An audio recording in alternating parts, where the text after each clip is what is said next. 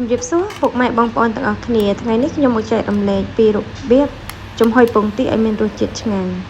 ជាដំបូងយើងត្រូវមានគ្រឿងផ្សំដូចជាពងទាម្ទេសខ្ទឹមសខ្ទឹមក្រហមចាវិធីធ្វើគឺបងប្អូនយកចានមួយបន្ទាប់មកបងប្អូនលាយដាក់ទឹកហើយនឹងលាយគ្រឿងផ្សំដូចជាម្សៅស៊ុបប៊ីចេងស្ករទឹកប្រេងខ្យងនិងទឹកត្រីចាបងប្អូនអាចមើលតាមវីដេអូដែលខ្ញុំបង្ហាញបានពេលដែលបងប្អូនបានដាក់គ្រឿងផ្សំទាំងអស់នោះបញ្ចូលគ្នាហើយបងប្អូនគ្រាន់តែកូរវាឲ្យសព្វចាធ្វើការកូរវាដើម្បីឲ្យគ្រឿងក្រៅទាំងអស់នោះគឺវាចូលគ្នាបានល្អយើងកូរវាឲ្យបានរលាយនៅគ្រឿងផ្សំរបស់យើងចូលគ្នាទៅចាហើយបន្ទាប់មកទៀតគឺបងប្អូនគោះពងទាធ្វើការគោះពងទាដាក់ទៅក្នុងចានដែលយើងបានផ្សំគ្រឿងរួចហ្នឹងចាយើងគោះពងទាដាក់ទៅសម្រាប់ខ្ញុំប្រើពងទា4គ្រាប់ហើយគ្រឿងផ្សំដូចបងប្អូនបានឃើញអញ្ចឹងគឺខ្ញុំដាក់ប៊ីចេងមួយចុងស្លាបព្រាស្ករសកន្លះស្លាបព្រាប្រេងខ្យងមួយស្លាបព្រាទឹកត្រីបន្តិចចា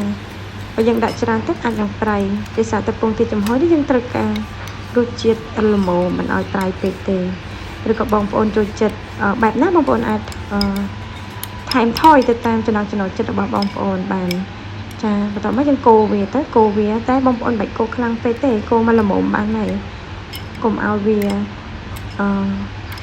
នៅលាយមានសមានក្រហមចូលគ្នាបែបហ្នឹងពេលដែលបងប្អូនចំហុយទៅធ្វើឲ្យមានពណ៌សនិងពណ៌ក្រហមមើលទៅគឺស្រស់ស្អាតហើយគួរឲ្យចង់ញ៉ាំចាតើពីបងប្អូនកូររួចហើយគឺដាក់ខ្ទឹមសខ្ទឹមក្រហមចូលទៅហើយជាមួយនឹងម្ទេសចាបន្ទាប់មកបងប្អូនគ្រាន់តែ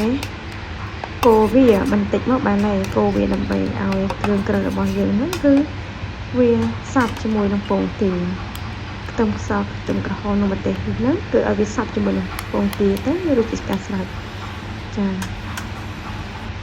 បន្ទាប់មកបងប្អូនយកចាឆ្នាំងដើម្បីដាក់ចំហុយមកចានេះហើយគឺចាជារបៀបនៃការចំហុយពងទារបស់ខ្ញុំពេលដែលបងប្អូនចំហុយបែបនេះគឺធ្វើឲ្យពងទាមានរសជាតិឆ្ងាញ់ពិសេសគ្រឿងសព្វចូលសព្វបានល្អហើយពណ៌របស់ពងទាយើងក៏មាន